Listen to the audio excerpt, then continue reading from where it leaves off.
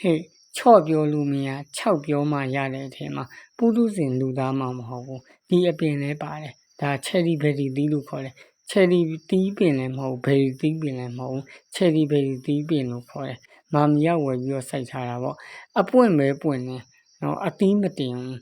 ဒါ3နှစ်လောက်ရှိနေပြီအဲ့တော့မာမီရဲ့စိတ်သက်တွေကြားလို့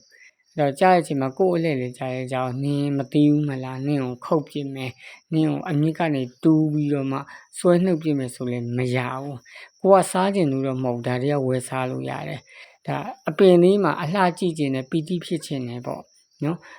ဒါအပင်မှာတီးနေရဆိုလို့ရှိရင်ကျေနပ်နေတယ်အဲ့ဒါလေးကြည့်ပြီးတော့မှနောက်ဆုံးအဲ့ဒါတွေလည်းပြောလို့မရဘူးအမြင့်ကဆွဲနှုတ်မယ်ဆိုပြီးတော့လည်းမတီးဘူးနော်ပြီးရင်ခုတ်ပြစ်မယ်လည်းမတီးဘူး